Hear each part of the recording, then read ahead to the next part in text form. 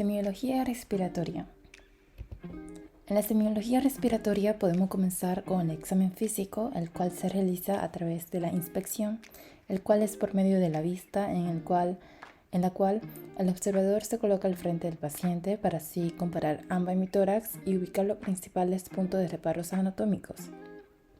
Las regiones torácicas en este punto se puede dividir según las líneas imaginarias que sirven de referencia para así poder ver lo que es la desviación o crecimientos anormales de las vísceras intratorácicas.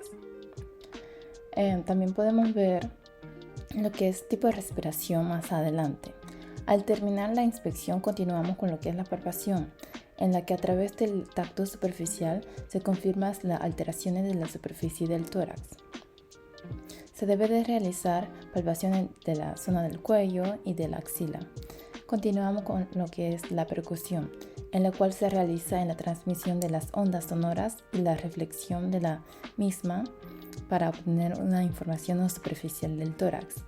Se puede realizar diferente percusión del tórax, la indirecta, la directa de Auenbrugger y la evaluación comparativa, siempre y cuando evitando percutir en las zonas óseas, ya que se pueden llegar a escuchar diferentes sonidos percutivos como pueden ser la sonoridad, la matidez, submatidez del timpanismo. Continuamos con la auscultación, en la cual llevamos a cabo la técnica de auscultación, en la cual se puede llegar a escuchar los siguientes ruidos: el ruido laryngotraqueal, murmullo vestibular, respiración broncovestibular, roncus, cornagio estribor, frotes pleurales, egofonía o voz de cabra, también pectoriloquía, fona o susurrante, soplo tubárico o la bronquial, soplo cavernoso cavitatorio, soplo anfórico y el soplo pleural. Como objetivo general tenemos como dar a conocer el aprendizaje sobre semiología respiratoria para así poder elaborar una historia clínica del paciente y la forma correcta de realizar una exploración física. La parte específica tenemos como dar a conocer los distintos componentes y órganos a nivel del sistema respiratorio y su funcionamiento. También reconocer su funcionamiento normal y las alteraciones patológicas respiratorias. Finalmente, dar a conocer los diferentes ruidos que podemos apreciar mediante la auscultación. La parte de inspección consiste en una observación cuidadosa y detallada de la superficie del tórax. Su finalidad es detectar alteraciones de forma, volumen, estado de superficie y la movilidad. El observador debe ubicarse frente al paciente para así comparar ambos hemitórax y ubicar los principales puntos de reparos anatómicos, lo que son los relieves claviculares, escapulares, los arcos costales, externos y cifoides, también los pezones, los relieves de las partes blandas, ¿no?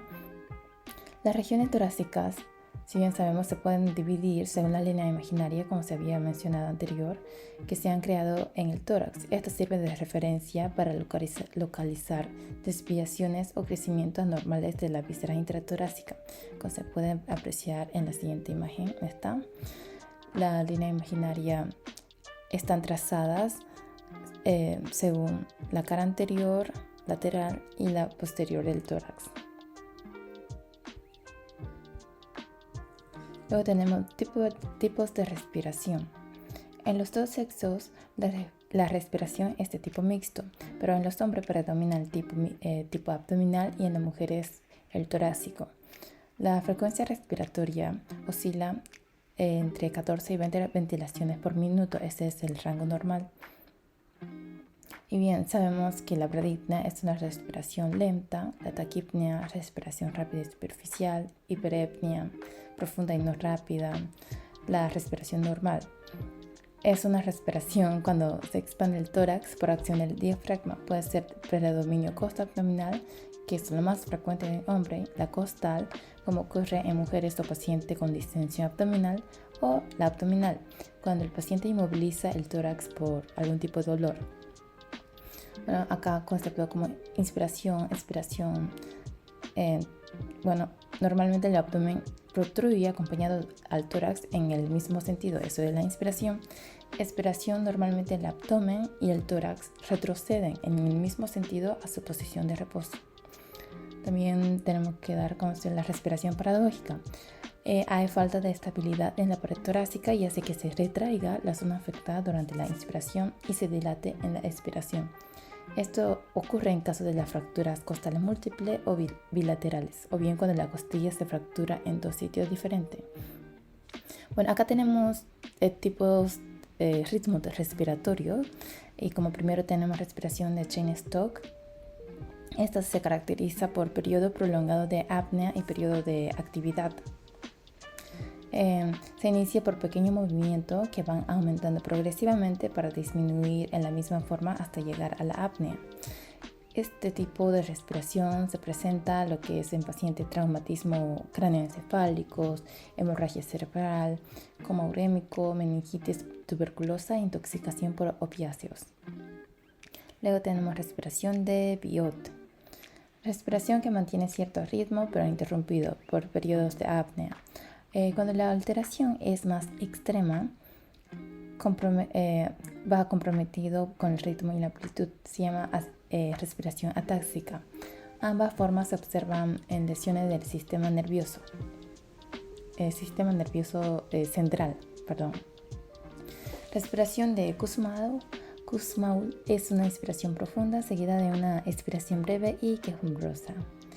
Como finalmente tenemos respiración agónica o gasping es el esfuerzo inspiratorio, es débil con escasa movilización de aire. Respiración asmática es lo último que tenemos acá en la diapositiva. Es una respiración jadeante y ruidosa, forzada y prolongada. Seguimos con lo que es la palpación. Bueno, sabemos que después de la inspección se continúa y tenemos acá la palpación. A través del tacto superficial se confirman las alteraciones de la superficie del tórax y se intenta explicar a través de la base de conceptuales anatómicas existente, así como también se podría detectar otras anomalías que se escaparon a algunos detalles en la inspección. Su finalidad es corroborar la información obtenida en la inspección y agregar más detalles. Brinda información sobre partes blandas y cajas torácicas, también de los ganglios del cuello, axilas, movimientos respiratorios, frémitos y vibraciones vocales. Para la palpación del cuello, aunque el cuello es otra región anatómica, su exploración generalmente forma parte de la exploración del tórax. Y lo que fundamentalmente se busca en la presencia es de los ganglios. En el cuello se encuentra aproximadamente la mitad de los ganglios del organismo. Este es un sitio muy accesible a la evaluación clínica del enfermo, ya que no solo lo podemos ver y palpar, sino también se puede realizar una biopsia para un estudio histopatológico. Y lo más accesible para este estudio son los yugulares, la superior y prescalénicos. Bueno, los ganglios pueden crecer como consecuencia de una patología de las vías respiratorias, ya sea altas y bajas, y en otras ocasiones refleja una patología a distancia como neoplasia o infecciones. La palpación es bilateral y simultánea para que sean comparativas. La característica de los ganglios, o en el caso de ser palpable, se describirán con base en su número, ya sea mono o poliadenitis. También se describe lo que es tamaño, consistencia, sensibilidad, movilidad y adherencia. Seguimos con lo que es la palpación de las axilas. Los ganglios de la axila se palparán con el brazo homolateral en 3 posiciones para conseguir un mejor acceso al mismo. Movilidad del tórax. Para el estudio de la movilidad del tórax se utilizan la maniobra de amplexación superior e inferior. Acá tenemos imagen sobre la amplexación superior. Se coloca la mano sobre ambos huecos supraclaviculares con los pulgares tocando las apófisis espinosas. Los dedos medios e índice deberán situarse sobre las clavículas. Las manos del explorador deben de colocarse con suavidad y sin realizar presión para permitirle el movimiento libre del tórax. En la amplexación inferior se coloca la mano sobre en forma asimétrica, a nivel de la línea infraescapular con los pulgares lo más separado de la columna vertebral. Esta ampliación nos permite precisar la amplitud del movimiento respiratorio en dirección anteroposterior de cada hemitórax. Para ello se coloca una mano en la cara anterior y otra en la cara posterior de cada lado, tanto en la parte superior o inferior del tórax, como aquí se puede apreciar, ¿no? Luego se le pide al paciente que inspire y expire profundo. Note que el hemitórax debe expandirse de forma simultánea y con la misma amplitud en ambas fases respiratorias. Bueno, tenemos también el ruido normal que se ausculta, está compuesto por dos componentes, el laringotraqueal y el murmullo vesicular. El primero se conoce también como respiración bronquial de Laennec, está escrito acá en la parte roja. Y es un ruido soplante de tonalidad elevada que se escucha tanto durante la inspiración como durante la expiración. Esto sucede a nivel de la laringe, la tráquea y el esternón. Y en la parte posterior se ausculta, se puede apreciar sonido a lo largo de la columna y en la parte interna de los espacios escapulovertebrales. El murmullo vesicular se escucha en todos los sitios en los que el tejido pulmonar está en contacto con la pared torácica.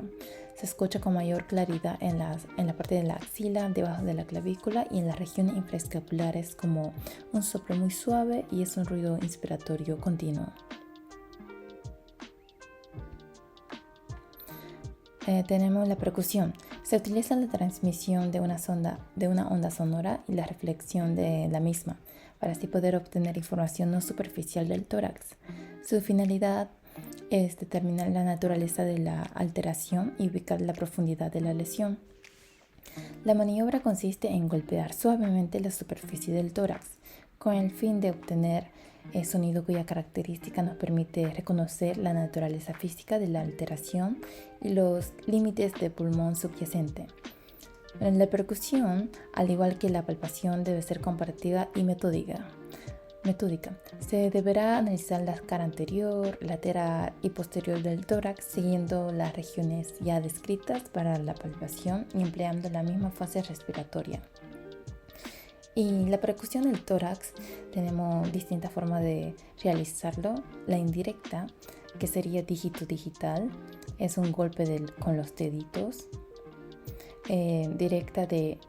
Tenemos la percusión directa de Auenbrugger, la evaluación comparativa y evitar. La cosa que tenemos que tomar en cuenta es evitar percutir las zonas óseas. Como siguiente tenemos sonidos percutorios. Resonancia o sonoridad normal es un sonido hueco, prolongado y de tonalidad baja y no es musical. Matidez o macidez es un ruido corto de tonalidad más alta que la anterior, que da la impresión de golpear sobre un sólido. Es un resultado de percutir sobre un órgano compacto, ya sea hígado y corazón.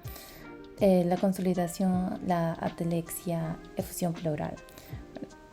Seguimos con lo que es la submatidez. Submatidez es un ruido intermedio entre la sonoridad normal del parénquima aireado y la matidez de un sonido.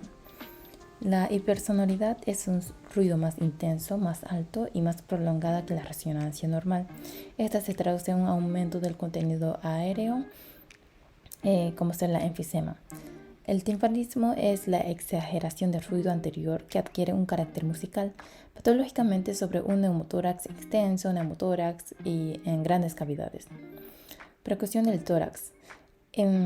Cuando el contenido aéreo del tórax es mayor y sobre todo la cámara o las cámaras que los contienen son de mayor tamaño que los alvéolos, el sonido es más claro, timpánico, como ser el bulla neumotórax. La percusión del tórax. Ya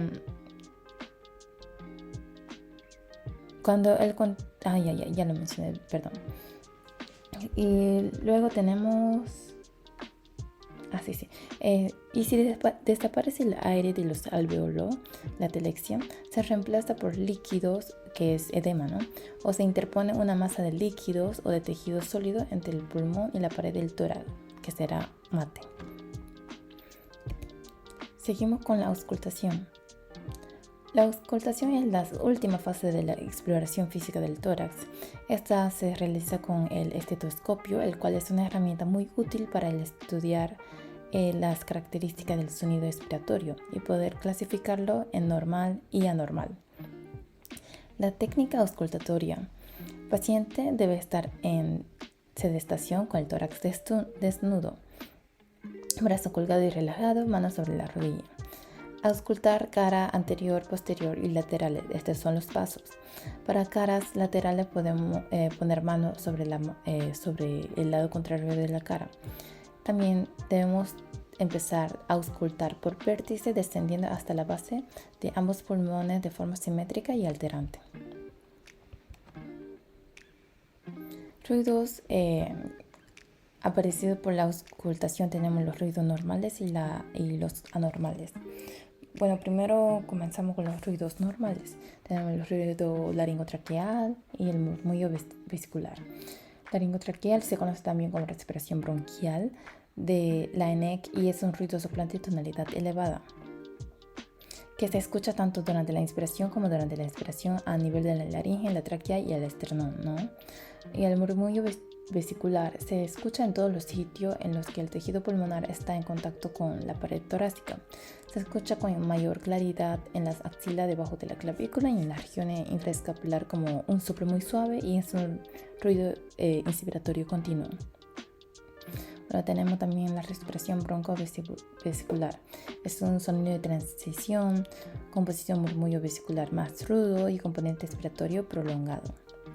Luego seguimos con los ruidos anormales. Acá tenemos lo que son los estetores continuos.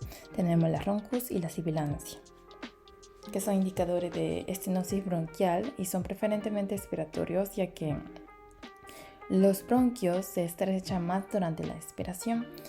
Se pueden asociar a expiraciones prolongadas. Seguimos con los estetores discontinuos. Estos son crepitantes. Teleinspiratorios finos en neumonías tipo velcro en fibrosis pulmonar. Tenemos la roncus, es un sonido grave inspiratorio o expiratorio. Cornagio-estidor es un sonido grave que se origina en la laringe, tráquea o grandes bronquios, no se modifica con la tos. La sibilancia es un sonido agudo predominante expiratorio. Pequeño bronquio se da también en la asma, EPOC, enfisema, falla cardíaca. Estetor crepitante es un sonido discontinuo, interrumpido, explosivo, también intenso, de tonalidad bajo y al final de la inspiración. Esto también no se ve modificado con la tos. La causa puede ser diferente como neumonía, edema agudo de pulmón. Tenemos un frote pleural. Estetor subcrepitante, similar a los crepitantes, pero no tan altos y de menor duración. Se ausculta a lo largo de todo el ciclo respiratorio, pero esta sí se modifica con la tos. La causa puede ser por hemoptisis, neumonía, bronquitis. Finalmente tenemos el frote pleural. Esta se ocasiona por el roce de las hojas pleurales por la presencia de un proceso inflamatorio, habitualmente al final de la inspiración. Esta no se propaga y en donde se escucha mejor es en las regiones subescapulares. Bueno, acá tenemos alteraciones en la auscultación de la voz. Debilitado o ausente es derrame pleural, neumotoras, atelexia y paquipleuritis. Aumentada se denomina broncofonía y consiste en lo que es la percusión del habla más intensa y con tonalidad más aguda. Pero apenas esta es tan articulada, ¿no? Se presenta en caso de condensación pulmonar. Seguimos con la alterada, afonía o voz de cabra. Este es un sonido tembloroso con timbre nasal y agudo. Se da en la parte alta del derrame pleural. Pectoriloquía. Aparece que en la voz se produce superficialmente articulada. Se observa en las cavernas pulmonares, consolidación pulmonar y en la parte alta de los derrames. Seguimos con el pectoriloquía. Parece que la voz se produce superficialmente articulada, pero se observa en cavernas pulmonares, consolidación pulmonar y en la parte alta de los derrames. Seguimos también con el pectoriloquía afona o susurrante. Esta consiste en la percepción clara de la voz cuando el enfermo habla en voz baja y que es típica de la condensación pulmonar. Los sonidos del soplo tenemos el tubárico braquial. Es percepción del ruido laringotraqueal en la pared del tórax. Se escucha en los casos en el que el tejido pulmonar es homogéneo, como cuando hay una neumonía y los bronquios están permeables. Tenemos el cavernoso cavitatorio. Es una modificación del tubario porque hay una cavidad rodeada de tejido pulmonar condensado. Esto ocurre porque la cavidad sirve como una cámara de resonancia. Seguimos con el sonido del soplo anfórico, poco intenso con resonancia metálica. En ocasiones solo se escucha haciendo al paciente toser o con respiraciones profundas. Puede ocultarse en caso de neumotórax espontánea atención. Tenemos el sonido soplo pleural, es un soplo tubárico modificado, preferentemente expiratorio, ¿no? Se escucha más claramente en la zona en que el pulmón está rechazado, entre la columna vertebral y lo que es la escápula. Como conclusión, tenemos realizar un buen diagnóstico clínico, interrogatorio minucioso, cuidado del examen físico, también la importancia para las tomas de decisiones diagnósticas y terapéuticas. Gracias.